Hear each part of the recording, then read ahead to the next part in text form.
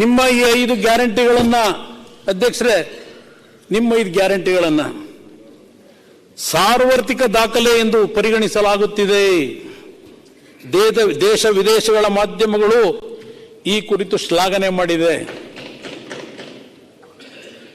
ಮಾಡಿದೆ. ಅಧ್ಯಯನಗಳನ್ನು ಮಾಡುತ್ತಿವೆ.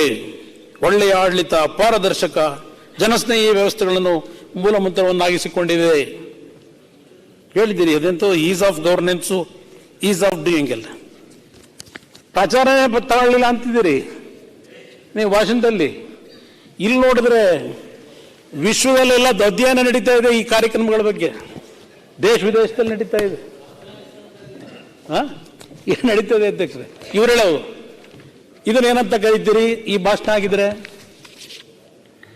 ಸುಳ್ಳು ಅಂತ ಕರಿತೀರೋ, ನಿಜ ಅಂತ ಕರಿತೀರೋ? ಪ್ರಚಾರನೇ ತಗೊಂಡಿಲ್ಲ ಅಂತಾರೆ. ಪ್ರಚಾರದ ಬಗ್ಗೆ ಹೇಳ್ತೀನಿ. ಯಾವ ರೀತಿ ಈ ರಾಜ್ಯದಲ್ಲಿ ಇಂಥ ಒಂದು ಕೆಟ್ಟ ಪರಿಸ್ಥಿತಿ, ಬರಗಾಲ ಇದೆ, ತಗ್ಸಿ ಎಷ್ಟು ಪ್ರಚಾರದಲ್ಲಿ ಕೇಂದ್ರ ಸರ್ಕಾರವನ್ನು ಒಂದು ದಾಪಗಾಲ ಹಾಕಿ ಮುಂದೋಗಿದ್ದೀರಿ ಪ್ರಚಾರದಲ್ಲಿ.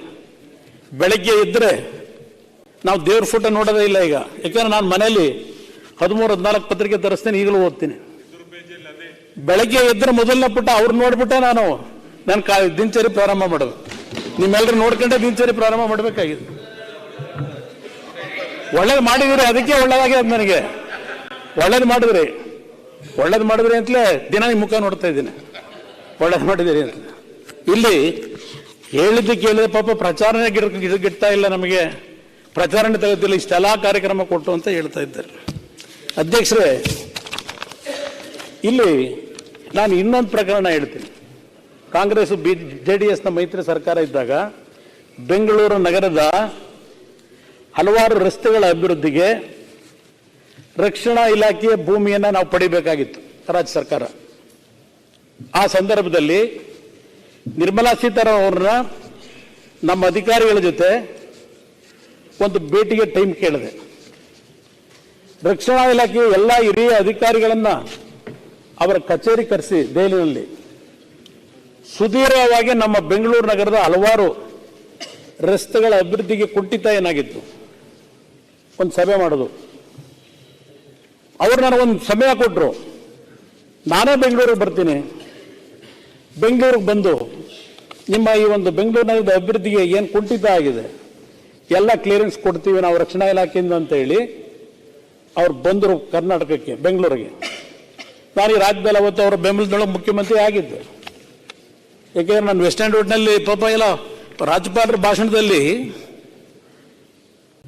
ನಾನೆಲ್ಲ ದಿನ ವೆಸ್ಟ್ ಎಂಡ್ ರೋಡ್ನಲ್ಲಿ ಕಾಲ ಕಳ್ಕೊಂಡಿದ್ದೆ ಅಂತ ಹೇಳಿ ಪಾಪ ಭಾಷಣ ಮಾಡೋರು. ನನ್ನೇನು ಮೊನ್ನೆ ಮಾತಾಡ್ಬೇಕಾದ್ರೂ